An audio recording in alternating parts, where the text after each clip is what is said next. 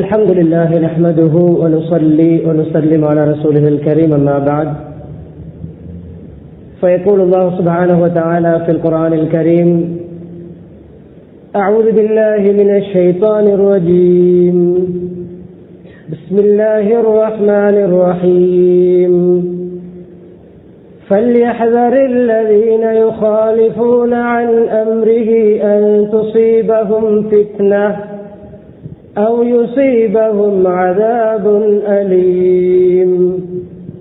وقال أيضا والذين إذا أنفقوا لم يسرفوا ولم يقتروا وكان بين ذلك قواما. وقال أيضا ولا تجعل يدك مغلولة إلى عنقك ولا تبسطها كل البسط فتقعد ملوما محسورا. صدق الله العظيم. عن عائشة رضي الله تعالى عنها أنها قالت قال رسول الله صلى الله عليه وسلم إن أعظم النكاح بركة أيسره مؤنى. وقال صلى الله عليه وسلم أيضا خير النكاح أيسره أو كما قال صلى الله عليه وسلم. புகழ் அனைத்தும் அல்லாஹ் சுப்ஹானஹு வ தஆலா ஒருவனுக்கே உரித்தாகும். ஸலாத்தும் ஸலாமும் இறுதி நபி முஹம்மது ஸல்லல்லாஹு அலைஹி வஸல்லம் அவர்கள் மீதும் அன்னாரின் வாழ்க்கை வழிமுறைகளை அணுவணுவாக எடுத்து நடந்து உலகத்திலே அல்லாஹ்வுடைய ரிதாவை திருப்தியை சந்தோஷத்தை அடைந்து கொண்ட சஹாபாக்கள், தாபிஊங்கள், தபவு தாபிஈங்கள், முஸ்லிம்கள், மூமின்கள் அனைவர்கள் மீதும் உண்டாவதாக. புனித ஜும்மாவுடைய கடமை நிறைவேற்றுவதற்காக அல்லாஹ்வின் வீட்டில் ஒன்று கூடியிருக்கும் அல்லாஹ்வின் நல்லடியார்களே, அருமை இஸ்லாமிய சகோதரர்களே, அல்லாஹ் சுப்ஹானஹு வ தஆலா எவைகள் நமது வாழ்க்கையில் எடுத்து நடக்குமாறு ஏவிருக்கிறானோ அப்படியான் அல்லாஹ்வுடைய கட்டளைகளை மதித்து ஏற்று நடக்குமாறும், எவைகளை செய்ய வேண்டாம் என்று தடுத்திருக்கிறானோ ஹராமாக்கி இருக்கிறானோ அப்படியான் அல்லாஹ்வுடைய தடைகளை ஹராம்களை அல்லாஹ் வெறுக்கின்ற விடயங்களை முற்றுமுழுதாக தவிர்ந்து தக்வாவுடன் வாழுமாறு அடியேனையும் உங்களையும் நான் தக்வாவின் மூலம் வஸிய செய்து கொள்கிறேன். இத்தகுல்லாஹ ஹைசுமா குன்தும்.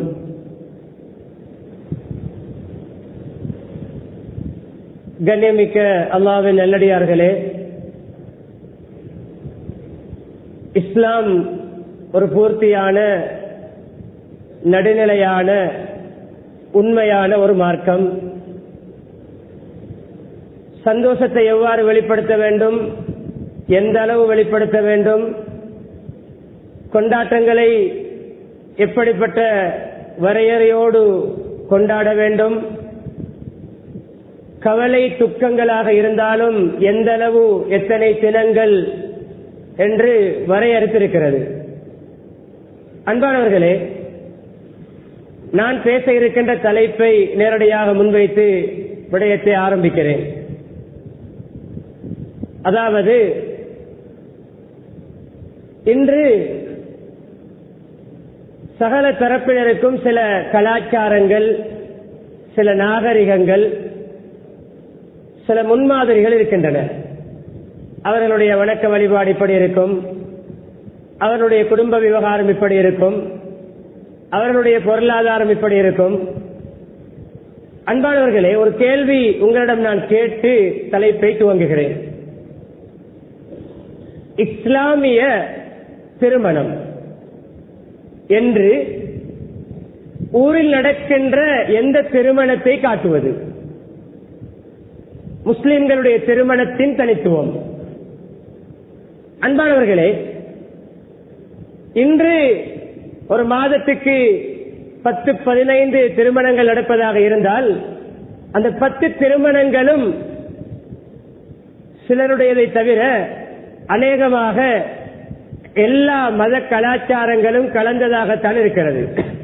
இது முஸ்லிம்களுடைய திருமணம் என்று காட்டுவதற்கு யார் அந்த முறையில் செய்து காட்டுகிறோம்? அன்பானவர்களே, பொதுவாக இஸ்லாம் எல்லா விடயத்தையும் வரையறுத்திருக்கிறது. நாம் சம்பாதித்த பணம், நம்முடைய பொருளாதாரம், நம்முடைய வளம், நமக்கு இயலும், நம்மால் முடியும் என்று நம்முடைய இஷ்டப்படி நம்முடைய வைபவங்களை நடத்துவதற்கு இஸ்லாம் அனுமதி அளிக்காது. அப்படி அனுமதி அளிப்பதும் இஸ்லாத்துடைய கோட்பாட்டுக்கு அப்பாற்பட்டது.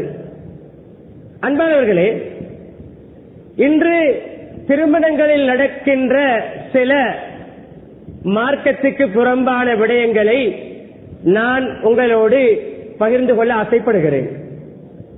முதலாவதாக நிக்காஹ், ஜவாஜ் இந்த சொற்பிரயோகங்கள் திருமணத்துக்கு பாவிக்கப்படும்.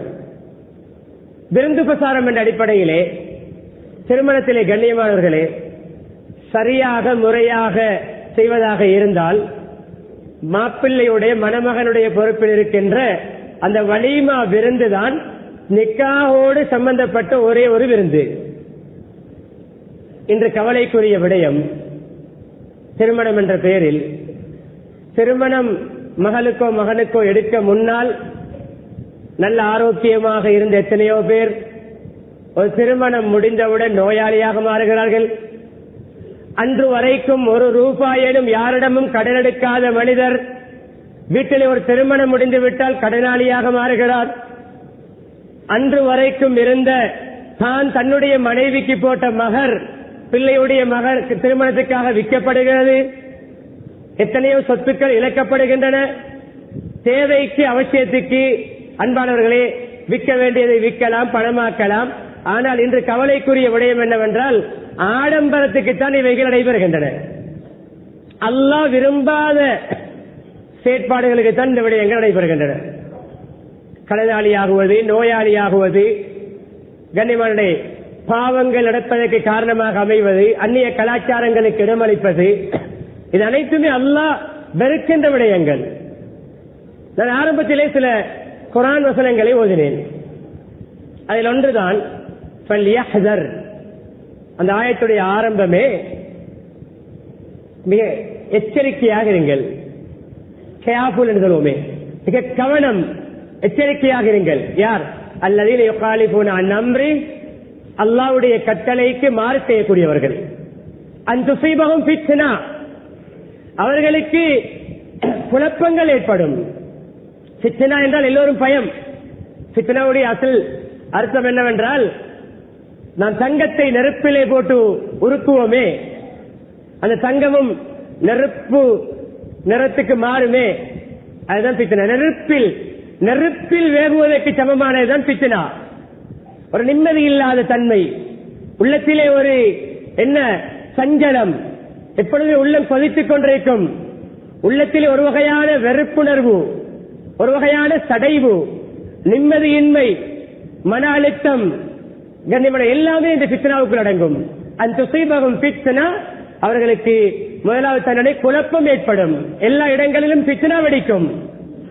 அவ் யுஸீபஹும் அஸாபுன் அலீம், அவர்களுக்கு பாரிய கொடிய தண்டனைகள் உண்டாகும் மறுமையில். துனியாவிலே ஃபித்னா ஏற்படும், மறுமையிலே பாரிய வேதனை தரும் தண்டனை இருக்கிறது. இது முதலாவது நான் ஓதிய வசனம். அடுத்த கண்ணியமானே தீன் விரயத்தை பற்றிய வசனத்தை ஓதினேன். குர்ஆனில் அல்லாஹ் இபாதுர் ரஹ்மான், இபாதுர் ரஹ்மான் என்றால் ரஹ்மானுடைய அடியார்கள், அளவற்ற அருளாளனின் உண்மையான அடியார்களுடைய தன்மைகளை அல்லாஹ் விவரிக்கின்ற பொழுது அதிலே சொல்கின்ற அவர்களுடைய செலவீனம் எப்படி இருக்கும், அவருடைய வைபவங்கள், அவருடைய அன்றாட செலவுகள், அவர்களுடைய வாழ்க்கை செலவுகள் எல்லாம் எப்படி இருக்கும் என்று அல்லாஹ் சொல்கின்ற பொழுது, வல்லதீன இதா அன்ஃபகு, அவர்கள் செலவழித்தால் லம் யுஸ்ரிஃபு, அவர்கள் தீன்விரயம் செய்ய மாட்டார்கள், அத்துமீறி செலவழிக்க மாட்டார்கள், தேவைக்கு ஏற்றவாறு அவர்கள் செலவழிப்பார்கள். வலம் யக்துரு, வைத்துக் கொண்டு கருமித்தனமும் காட்ட மாட்டார்கள், கஞ்சத்தனமும் காட்ட மாட்டார்கள். வலம் யக்துரு வகான பைன ذلك கவாமா, அந்த இரண்டுக்கு மத்தியில், வீண் விரயத்துக்கும் கருமித்தனத்துக்கும் மத்தியிலே நடுநிலைமையாக செலவழிப்பார்கள். நடுத்தர செலவு. இனி நம்முடைய செலவுகளை பார்த்தால் கண்ணியமானவர்களே, வாகனம் வாங்குவதாக இருந்தாலும் 50 லட்சத்துக்கு கேஷ் கொடுத்து வாகனம் வாங்கலாம். கேஷ் இருக்கிறது. 1 கோடி உடைய வாகனம் இருக்கிறது. 50 லட்சம் பினான்ஸ் போட்டும் வாங்கலாம். எதை முற்படுத்துகிறோம்? தேவைக்கு வாங்குபவர் எதை வாங்குவார்? எனக்கு 50 லட்சத்துக்கு கேஷ் கொடுத்து இந்த வாகனம் போதும், இதை நான் வாங்குவேன் என்று வாங்குவார். பேர், புகழ், பாராட்டு, பெருமை, போட்டி, மற்றவர்களுக்கு முன்னால் நல்லா இருந்து காட்ட வேண்டும், நல்ல வாகனத்தில் பயணிக்க வேண்டும் என்ற பல நோக்கத்தோடு பார்க்கின்றவர் அவர் 50 லட்சத்தை கொடுத்து 50 லட்சம் பினான்ஸ் போட்டு 1 கோடி 120 125 130 கட்டி முடிப்பார். தேவைக்கு வாங்குவதை நான் சொல்லவில்லை, ஆடம்பர நோக்கத்தோடு வாங்கக்கூடியவர்கள். கண்ணியமான நடுநிலை. இதே போன்றுதான் இந்த திருமணத்திலே அன்பானவர்களே சில நிலைமைகளை நாம் அனுசரித்து நடக்க வேண்டும்.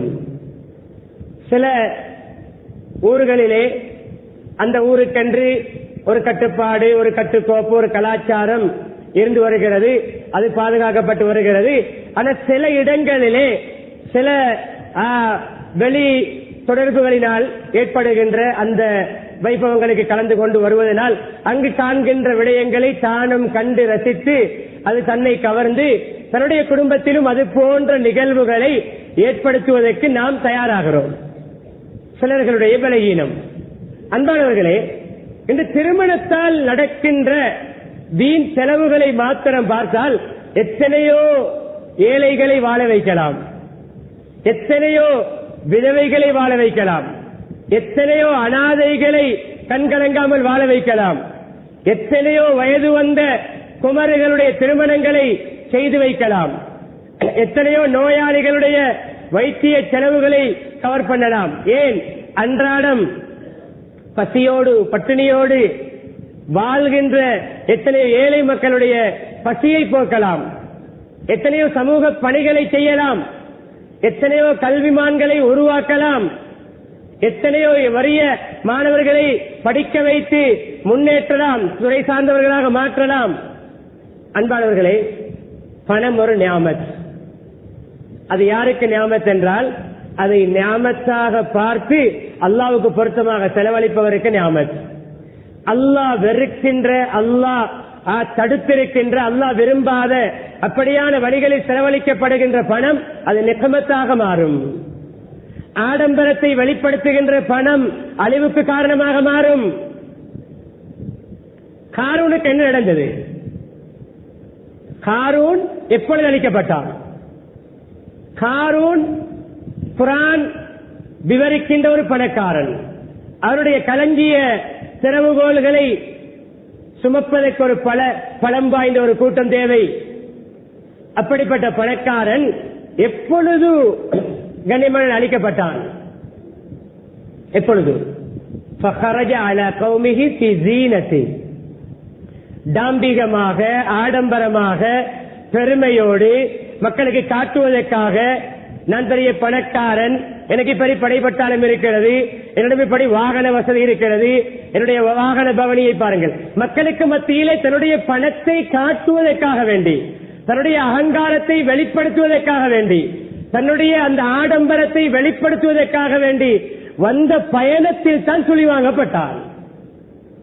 எப்பொழுது ஆடம்பரத்துக்கு ஒரு பணம் பாவிக்கப்படுமோ, ஒரு சொத்து பாவிக்கப்படுமோ, அது அழியும், அது ஆபத்தில் முடியும், அதனுடைய முடிவு பாதகமாக அமையும்.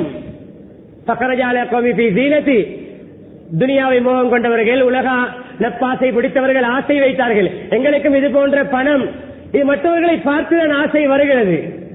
சில வைபவங்களுக்கு சென்று வந்தால் நானும் என்னுடைய மகளுடைய வைபவத்தை இப்படி நடத்த வேண்டும், இந்த மண்டபத்தில் நடத்த வேண்டும், இந்த இப்படிப்பட்ட வாகனத்திலே என்னுடைய மணமகனை கூட்டிக் கொண்டு போக வேண்டும்.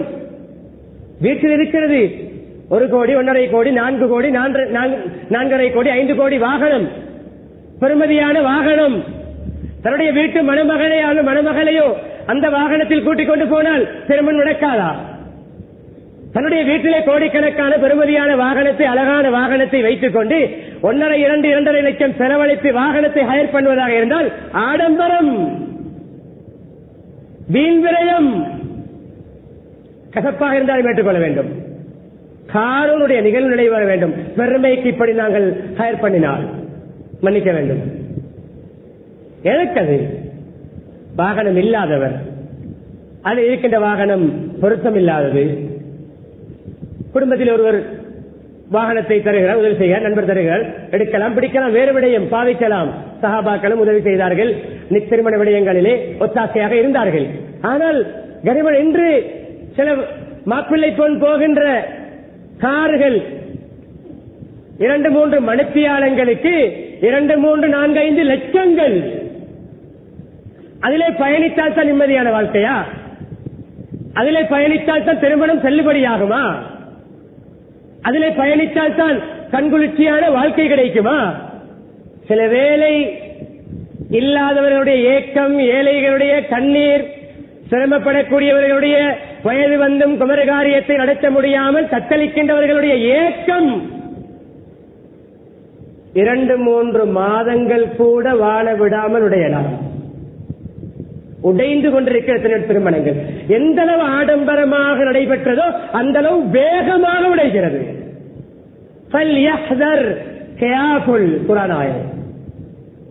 அல்லாஹ் எச்சரிக்கிறான். கேஃபுல் அந்த ஆயத்துடைய கருத்து ஃபித்னா வெடிக்கும். ஏன்? அல்லாஹ்வுடைய கட்டளைக்கு மாற்றம். ஒவ்வொரு ரூபாய்க்கும் கேள்வி கணக்கு இருக்கிறது. அந்நாளி பணத்தை பற்றி கேட்கப்படும். எங்கிருந்து எந்த வழியால் சம்பாதித்தாய், என்ன வியாபாரம் செய்தாய், என்ன கருப்பு பணமா வெள்ளை பணமா அல்லாஹ்வுக்கு தெரியும். கருப்பு பணத்தை வெள்ளையாக மாற்றினாலும் அல்லாஹ்வுக்கு தெரியும். இது கருப்பு தான், இது ஹராம் தான், இது வட்டி தான், இது ஹராமான கொடுக்கல் வாங்கல் தான். அது எந்த தனியான அறைக்குள்ளே தனிமையிலே 2 பேர் சந்திர மண்டலத்தில் டீல் பண்ணினாலும் அல்லாஹ்வுக்கு மறையாது. எங்கு சம்பாதித்தாய், எங்கு செலவழித்தாய் சொல்லித்தான் ஆக வேண்டும். என்னுடைய திருமணத்துக்கு கோடிக்கணக்கு செலவழித்தேன். ஒரு பிளேட் சாப்பாடு 15,000 ரூபாய் செலவழித்தேன். ஒரு பிளேட், ஒரு சகன் அல்ல இருக்கிறது. 7,000, 8,000, 13,000, 15,000, 20,000 வரலாம். என்னது மண்ணு சல்வாவா? சொர்க்கத்திலிருந்து இறங்கிய சாப்பாடா? அதுக்குத்தான் விலை கொடுக்க முடியாது, அப்படி இறங்கவும் முடியாது. நமது காலத்திலே பெரும்பாலும் சொர்க்கத்தில் இருக்கின்ற அனைத்துமே துனியாவிலே யாருடைய கண்ணும் கண்டிராதது, காண முடியாதது. என்ன சாப்பாடு? அந்த அரிசி வானத்திலிருந்து இறங்கியதா? அல்லாஹ் ரிஸ்க் இறக்குகிறான், தண்ணீர் மூலம் விளைவிக்கிறான், வேறு விடயம். அந்த பிளேட்ல என்ன இருக்கிறது? அங்கு வைக்கப்பட்டிருக்கின்ற கோழி இறைச்சி ஏதாவது வேறு உலகத்திலிருந்து உருவாக்கப்பட்டதா? அங்கு வைத்திருக்கின்ற மாமிசம் வேறு ஏதாவது வகை மாமிசமா? எல்லாமே நமக்கு முன்னால் வைக்கின்ற பிராணிகள், நாம் வளர்க்கின்ற பிராணிகள், நம்முடைய பாமிலே விற்கப்படுகின்ற மாமிசங்கள் தான். ஏன்? அந்த ஹோட்டலுக்குரிய மதிப்பு, அந்த இடத்துக்குரிய மதிப்பு. அந்த பிளேட் எவ்வளவு? அந்த பிளேட்டுடைய விலை என்ன? கண்ணியமானவர்களே, சரி மிகவும் அதிகமாக 10,000 என்று வைப்போம். நான் சொன்ன கணக்கு இருக்குது. 10,000 10 பிளேட் 1 லட்சம். 100 தலை 10,000-ல் 1000 தலைகளை கூப்பிட்டால் எப்படிப்பட்ட காலத்தில் வாழ்கிறோம் அன்பானவர்களே? எப்படிப்பட்ட காலம் என்றால், சில ஏழைகள் மாமிசம் இன்ன ருசிதான் என்று உணர்வது ஹஜ் பெண்களுடைய காலத்தில் மாத்திரம். சில ஏழைகள் மாமிசம் சாப்பிடுவதே ஹஜ் பெண்களுடைய குர்பான் இறைச்சி மாத்திரம்தான். சில ஏழைகள் இறைச்சி 1 கிலோ வாங்க வேண்டும் என்றால் 1 வாரம் சம்பாதிக்க வேண்டும். ஏன்? அவர்களுக்கு பிள்ளைகள் இல்லையா? அவர்களுக்கு மாமிசத்துக்கு என்ன ருசி என்று பார்க்க ஆசை இல்லையா? அவர்கள் எல்லாம் சாப்பிடக்கூடாதா? ஏன் இந்த ஆடம்பரம்? ஏன் இந்த வீண் விரயம்? இது ஒரு விடயம். அதில் உள்ள மேலதிகமான செலவுகளை பேச எனக்கு நேரம் இடம் கொடுக்காது. வெட்டிங் கேக் செய்கிறார்கள். இதெல்லாம் சேர்த்தவுடன் சிலருக்கு தப்பா எடுக்கக்கூடாது, ஹார்ட் அட்டாக் வர பார்க்கும். ஆனால் உண்மை சிலருக்கு ஹார்ட் அட்டாக் வர பார்த்து இப்படி நடக்கிறதா? வெட்டிங் கேக், திருமண கேக், அந்த வைபோதி வரவேற்பை கொடுக்கின்ற ஒரு ஸ்லைஸை வச்சு கொடுக்கின்ற அந்த முழு முழு கேக்கும் ஆர்டர் பண்ணப்பட்டிருக்கு. ஒரு உறுதியான தகவல் கிடையாது, அதை விட கூடுதலாகவும் இன்றிருக்கலாம். ஒரு வெட்டிங் கேக் 3 மில்லியன், 30 லட்சம். 30 லட்சம் யாருடைய நிகழ்வை சொல்கிறேன் என்றால், லா இலாஹ இல்லல்லாஹ் முஹம்மது ரசூலுல்லாஹ் கலிமா சொன்ன முஸ்லிமுடைய நிகழ்வு. வேறு யாருடைய நாமே பேச வேண்டும். கண்ணியமானவர்களே, நபி ஸல்லல்லாஹு அலைஹி வஸல்லம் அவர்கள், சஹாபாக்கள் எளிமையாக வாழ்ந்தது அது அவர்களுடைய வழிகட்டாயமாக அல்ல. அவர்களுக்கு அல்லாஹ் விருப்பம் கொடுத்தான், அவர்கள் தேர்ந்தெடுத்தார்கள் நடுநிலைமையான வாழ்க்கையை. நபி அவர்கள் தன்னுடைய திருமணத்தை முழு உலகத்துக்கும் ஆடம்பரமாக செழிப்பாக எடுக்க நினைத்திருந்தால் நினைக்க மாட்டார்கள். எடுக்க வசதி இருந்தது. எப்பொழுது தெரியுமா? ஒரு இடத்தில் அவர்கள் முடிவை தேர்வை மாற்றிக்கொண்டார்கள். அல்லாஹ் கேட்டான், ஜல்ல ஜலாலுஹு, நபி அவர்களே, முஹம்மது ஸல்லல்லாஹு அலைஹி வஸல்லம் அவர்களே, முழு மக்காவுடைய ஒரு கருத்திலே முழு மக்காவுடைய நிலங்கள், பூமியில் இருக்கின்ற மண்களை எல்லாம் மணல்களை எல்லாம் தங்கமாக மாற்றி தரவா? முழு மக்கா அல்ல, முழு இஜாஸ், மக்கா மதீனாவுடைய பூமியில் இருக்கின்ற மலைகளையும் தங்கமாக மாற்றி தருவது மாத்திரம் அல்ல, அந்த தங்க மலை நீங்கள் சைக்கிளை செய்கின்ற இடத்துக்கு நகர்ந்து வரும். நீங்கள் போய் தங்கத்தை உடைக்க தேவையில்லை, வெட்ட தேவையில்லை. உங்களுக்கு தேவையான தங்கம் உங்கள் பக்கத்தில் வந்திருக்கின்ற அளவுக்கு சொகுசான ஆடம்பரமான வாழ்க்கையை தரவா? ஆம் என்றால் கிடைத்திருக்கும். ஆம் என்று சொன்னால் இஷ்டம் கொடுத்தால். அல்லாஹ் இப்படி சொல்லவில்லை, நான் கேட்பேன் நீங்கள் வானம் என்று சொல்லுங்கள். இல்லை, நான் கேட்பேன் நீங்கள் வானம் என்று சொல்ல வேண்டும் என்று பிளான் பண்ணிவிட்டு கேட்கவில்லை, முன்னறிவிப்பு செய்துவிட்டு கேட்கவில்லை. நபி ஸல்லல்லாஹு அலைஹி வஸல்லம் தேர்ந்தெடுத்த வாழ்க்கை என்ன தெரியுமா? ஒரு நாள் நீ தருகின்ற ரிஸ்கை சாப்பிட்டு அல்ஹம்துலில்லாஹ் என்று உனக்கு நன்றி செலுத்தி வாழ்வேன். நீ மறுநாள் என்னை பசியோடு சோதித்தால் பொறுமை செய்து நான் வாழ்வேன். ஒரு நாள் நன்றி உள்ள அடியானாகவும் மறுநாள் பொறுமைசாலியாகவும் வாழ்கிற நடுத்தரமான மத்தியதர வாழ்க்கையை நான் உன்னிடத்தில் கேட்கிறேன். அன்பானவர்களே, 2 மகள்மார்களை ஒன்றன் பின் ஒன்றாக முடித்துக் கொடுத்தார்கள் ஸுன்னூரை என்ற சிறப்புக்குரிய உஸ்மான் ரலியல்லாஹு அவர்களுக்கு. கோடீஸ்வரர், கோடீஸ்வரர். மக்காவிலே லட்சாதிபதி என்றால் மதீனாவிலே கோடீஸ்வரர். அவர்களுடைய திருமண நிகழ்வு ஆடம்பரமாக செழிப்பாக தாம்பிகமாக நடந்ததாக ஏதாவது பயானில், ஏதாவது பிரசங்கத்தில், ஏதாவது நூட்களில், ஏதாவது வரலாற்று புத்தகங்களில் வாசித்திருக்கிறீர்களா? உஸ்மானுடைய ஆடம்பர திருமணம். இல்ல, எங்களுக்கு எங்களோட பணம் இருக்குதானே, எடுக்க ஏலும் தானே என்றிருந்தால் உஸ்மானை எடுத்திருக்க வேண்டும் தானே. எங்கே அவருடைய திருமண நிகழ்வு? எங்கே ஆடம்பரம்? எங்கே வீண்விரயம்? அப்துல் ரஹ்மான் இப்னு அவ்ஃப் ரலியல்லாஹு அன்ஹு ஃபஜ்ர் நேரத்திலே ஆடையிலே, ஜிப்பாவிலே அந்த புதுமண பெண்கள் பூசுகின்ற அந்த ஒரு வகையான திரவியத்துடைய அடையாளம் பட்டிருக்கிறது. அல்லது புது மணமகன் பூசுகின்ற அத்தருடைய அடையாளம். நபி ஸல்லல்லாஹு அலைஹி வஸல்லம் அப்துல் ரஹ்மான் முகம் சிரித்த வண்ணம் ஒரு முகமலர்ச்சியோடு இருக்கிறார்கள். என்ன இது? கருத்துக்களில் என்ன மகிழ்ச்சியா இருக்கிறீர்கள், சந்தோஷமா இருக்கிறீர்கள், ஆனந்தமாக இருக்கிறீர்கள், முகப்பொழிவுடன். யார் சொல்லலாம்? அன்சாரி பெண் ஒன்றை திருமணம் முடித்தேன். திருமணம் முடிந்து விட்டது. யாருடைய? கோடீஸ்வரருடைய அல்ல லட்சாதிபதியுடைய. முஹம்மது ஸல்லல்லாஹு அலைஹி வஸல்லம் அவர்களுக்கு கூட சொல்லப்படவில்லை. அப்படியா? 2 விடயம். ஒன்று கேட்டார்கள், என்ன மகர் கொடுத்தீர்கள்? என்ன எடுத்தீர்கள் அல்ல, என்ன கொடுத்தீர்கள்? கைக்கூலி என்ற பெயரில். அன்பானவர்களே, இன்று நம்முடைய விவாக பதிவு சான்றிதழிலே சில இடங்களில் இல்லை என்று போடுகிறோம். இல்லை என்றால் கைக்கூலி இல்லை, கைக்கூலி இல்லைதான்.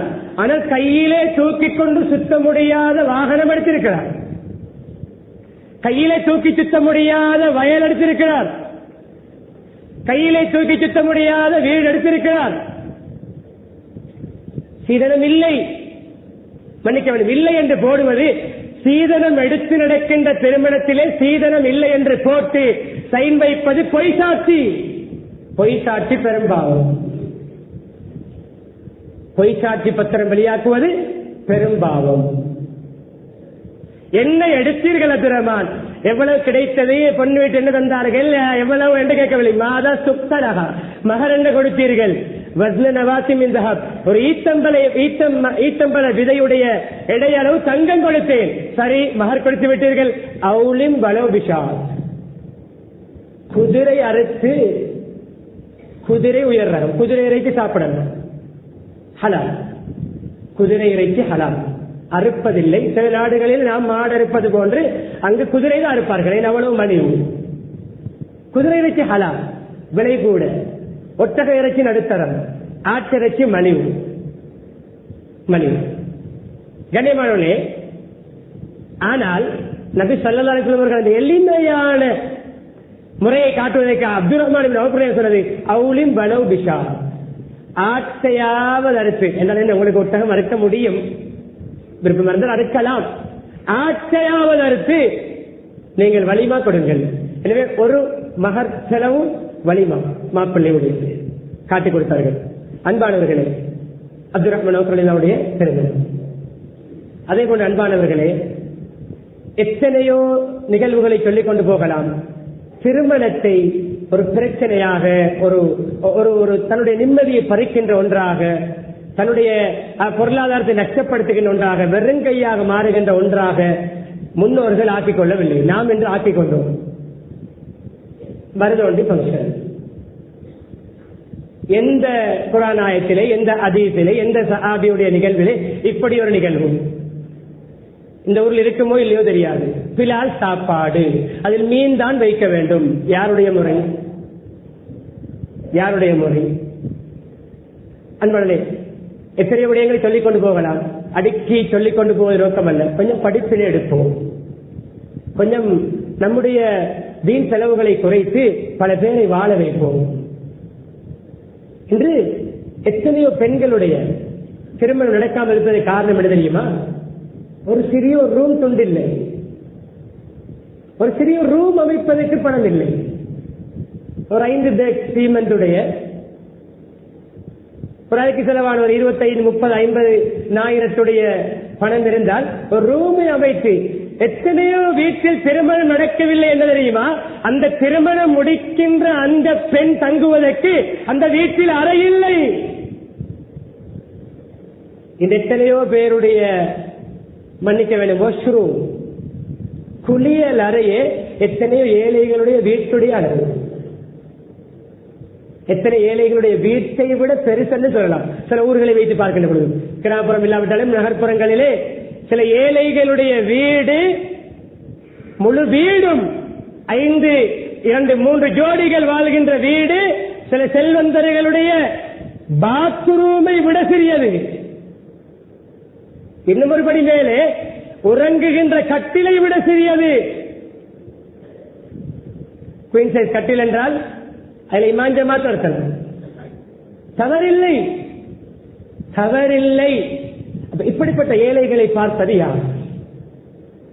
இப்படிப்பட்ட குமரிகளுடைய கண்ணீரை துடைப்பது யார்? இன்னும் சில வீடுகளிலே திருமணமாகவில்லை. ஏன் தெரியுமா? ஒரு காப்பவுன் நகை போட வசதி இல்லை. ஒரு காப்பவுன் நகை, ஒரு பவுன் இல்லை, 2 பவுன், ஒரு காப்பவுன் இருந்தால் அவர்களுக்கு, ஒரு காப்பவுன் இருந்தால் அவர்களுக்கு ஏதோ காதில் தொங்கும். ஒரு பவுன் இருந்தால் ஏதோ ஒரு சிறிய ஒரு மாலை கழுத்தில் தொங்கும். அல்லாஹ் கேட்பான் கண்ணியமானவர்களே. அதுபோக இன்று நமது நாட்டுடைய கணக்கீடு 7.5 மில்லியன், 75 லட்சம் பேர் அன்னளவாக அன்றாடம் சாப்பிடுவதற்கு தத்தளித்துக் கொண்டிருக்கிறார்கள். அன்றாட சாப்பாட்டுக்கு வழி இல்லாமல் அரைகுறையாக இருக்கிறார்கள். எத்தனையோ பாடசாலைகள், எத்தனையோ ஊர்களிலே பிள்ளைகள் வெறும் வயிற்றோடு தான் பாடசாலைக்கு செல்கிறார்கள். அசம்பிளியிலே மயங்கி விழுகிறார்கள். ஏனென்று கேட்டால் பசி. அல்லாஹ் கேட்பான், நான் பசியாளியாக இருந்தேன், நீ எனக்கு உணவளிக்கவில்லையே. அடியான் கேட்பானாம், நீதானே உணவளிப்பவன், நீதானே ரப்புல் ஆலமீன், நீ எப்படி பசிப்பாய், உனக்கு எப்படி பசி வரும்? இல்லை, என்னுடைய இன்ன அடியான் பசியோடு இருந்தான், நீ அவனுடைய பசியை போக்கவில்லை. இப்படி ஒவ்வொரு கேள்வியாக அல்லாஹ் கேட்பானாம். அன்பானவர்களே, எனவே இந்த ஆடம்பரத்தை குறையுங்கள். வசதிக்கு ஏற்றவாறு நடுத்தரமாக, பெருமை அகங்காரம் வருகின்ற இடத்திலே பயப்பட வேண்டும். அகங்காரம் தாம்பீகம் வரும் பொழுது காரூனுக்கு வந்த தண்டனைக்கு வந்துவிடக் கூடாது. காரூனுடைய பணம் அளிக்கப்பட்டது போல எனக்கு லாஸ் வந்துவிடக் கூடாது. ஏன் கனிமலை கடனெடுக்க வேண்டும்? உள்ளவர்கள் செய்ய பார்க்கின்ற பொழுது இல்லாதவர்களும் முனைகிறார்கள், இல்லாதவர்கள் கடனாளியாகிறார்கள், இல்லாதவர்களும் செல்வந்தர்களிடம் மண்டியிடுகிறார்கள், யாசகம் கேட்கிறார்கள். விரலுக்கேற்றவாறு அல்ல, விரலுக்கேற்ற வீக்கம் அல்ல, மேலதிகமான தாம்பிகமான ஆடம்பரமான செலவுகளுக்கு. அன்பானவர்களே, நான் இவ்வளவு நேரம் உங்களுக்கு முன்னால் வைத்தது இஸ்லாம் ஒரு கட்டுக்கோப்பான மார்க்கம். மகிழ்ச்சியை எந்த அளவு வெளிப்படுத்த வேண்டும், எப்படி வெளிப்படுத்த வேண்டும், அதற்குரிய வரையறை. களியாட்டங்களை எப்படி செய்ய வேண்டும், அதற்குரிய வரையறையை விதித்திருக்கிறது. ஒரே ஒரு விடயத்தை தான் பேசினேன். ஒரு இஸ்லாமிய திருமணம் என்று காட்டுவதற்கு நாம் எப்படி திருமணம் நடத்துகிறோம்? நம்முடைய திருமணத்தை இது இஸ்லாமிய திருமணம் என்று காட்ட முடியுமா? இஸ்லாமிய திருமணம் என்று காட்டுவதற்கு 2-3 பங்கன்கள் இருக்க முடியாது. அது ஒன்றுதான், அது வலிமாதான். அது வலிமா, அது மாப்பிள்ளையுடைய தரப்பால் போடப்படுகின்ற அந்த உணவுதான், அது வலிமாவுடைய விருந்து. அதிலும் உணவிலும் கண்ணியமான அழைப்பதிலும் எல்லோரும் அழைக்கப்பட வேண்டும். செல்வந்தர்கள் மாத்திரம், முக்கிய பிரமுகர்கள் மாத்திரம் அல்ல, 80-90% வசதி உள்ளவர்களும் பெரிய முக்கியமானவர்களும், ஏழைகள் ஒரு 5%, 10%. சில கல்யாணங்களில் ஏழைகள் இல்லை. சில கல்யாணங்களில் தரம் பிரித்து 2-3 பங்கன்கள், ஒவ்வொரு பங்கனுக்கும் அதற்கு ஏற்றவாறு தரம் பிரித்து மக்களை அழைப்பது. உயர் ரக பங்கன்களுக்கு பெரும்புள்ளிகள், நடுத்தரமானது, பிறகு சாதாரண ஊர் மக்கள் ஏழைகளுக்கு ஒரு பங்கன் இல்லை. ஒரே தரத்திலே கண்ணியமான எல்லா தரப்பினர்களையும் கூப்பிட்டு மிக கெட்ட வலிமாதான் பணக்காரர்கள் அழைக்கப்பட்டு ஏழைகள் உதாசீனம் செய்யப்படுகின்ற விடப்படுகின்ற வலிமா. அதே போல கண்ணியமான பரக்கத் நிறைந்த நிக்கா, பரக்கத் நிறைந்த திருமண வைபவம், அதிலே செலவு குறைந்தது. அந்த அதிசயத்தை நான் ஆரம்பத்தில் சொன்னேன். சிறந்த நிக்கா வைபவம் ஐசருகு, மிக எளிமையான செலவோடு நடக்கக்கூடியது. எத்தனை விடயங்களை செய்யலாம். சிலர் செலவழித்து திருமணம் செய்கிறோம், ஆனால் ஜக்காத்திலே தில்லுமுள்ளு காட்டுகிறோம். ஹஜ்ஜி கடமை ஹஜ்ஜி செய்திருக்க மாட்டோம். எத்தனை பேர் கோடிக்கணக்கு செலவழித்து திருமணம் எடுக்கிறார்கள். அவர்களுக்கு சொந்த வீடு இல்லை, முடிக்கின்ற பிள்ளைகளுக்கும் கூலி வீடு. சொந்த வீட்டை அமைத்துக் கொள்ளலாம், ஹஜ்ஜை நிறைவேற்றலாம். ஜக்காத்திலே குறைபாடு செய்து நடக்கின்ற அந்த திருமணத்தில் பரக்கத் இருக்காது. கண்ணியமானவர்களே, பேசிய விடயங்களை சிந்தனை கெடுப்போம். கொஞ்சம் மேலதிகமான வீணான பங்கன்களை தவிர்ப்போம்.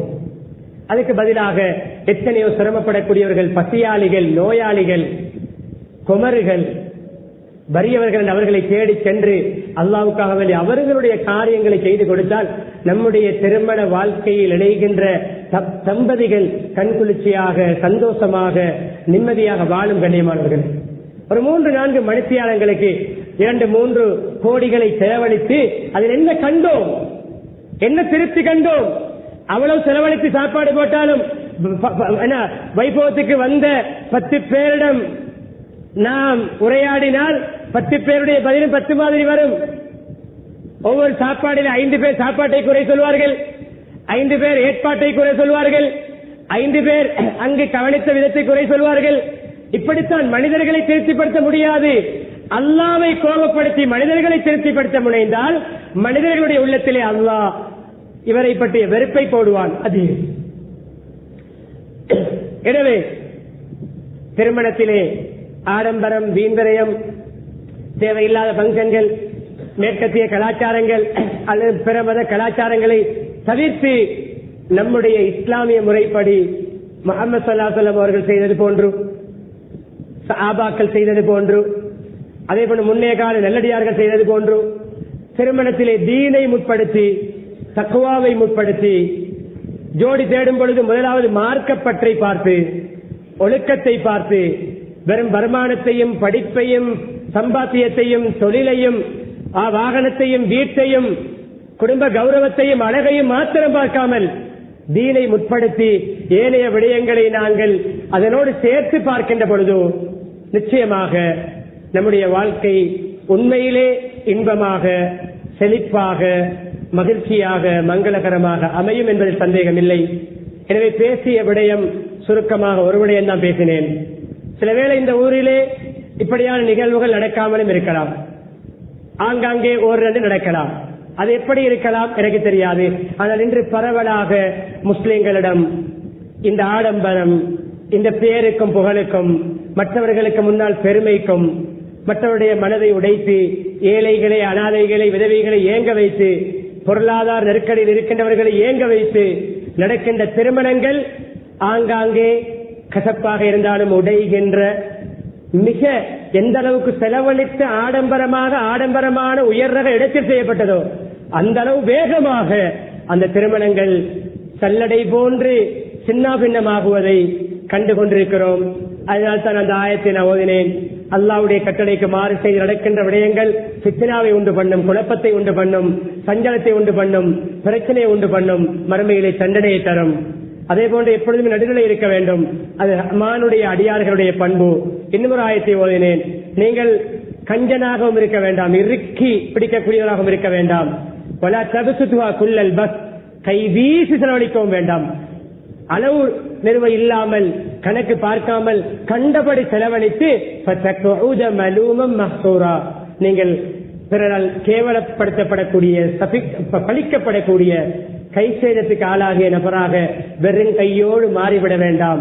இருந்ததெல்லாம் ஒரு திருமணத்தோடு முடிந்து விட்டது, எங்கு செல்வேன், நாட்டில் இருக்க முடியாமல், ஊரில் இருக்க முடியாமல், கடனாளியாகி வெளிநாடு சென்று நோயாளியாகி, அப்படி ஒரு திருமணத்தால், ஆடம்பரத்தால் நோயாளியாக வேண்டாம், மனநோயாளியாக வேண்டாம், லொஸ்ஸாக வேண்டாம். அதுவும் அந்த குர்ஆன் ஆயத்.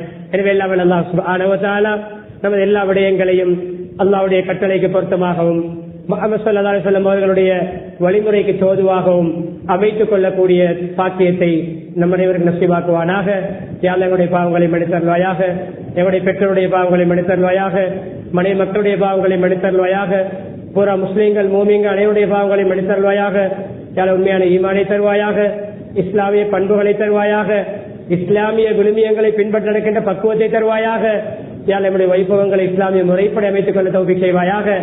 ஆடம்பரத்தை விட்டு பாதுகாப்பாயாக, தாம்பிகத்தை விட்டு பாதுகாப்பாயாக, பிறரை ஏங்க வைத்து நம்முடைய வைபவங்களை வைப்பதை விட்டு பாதுகாப்பாயாக.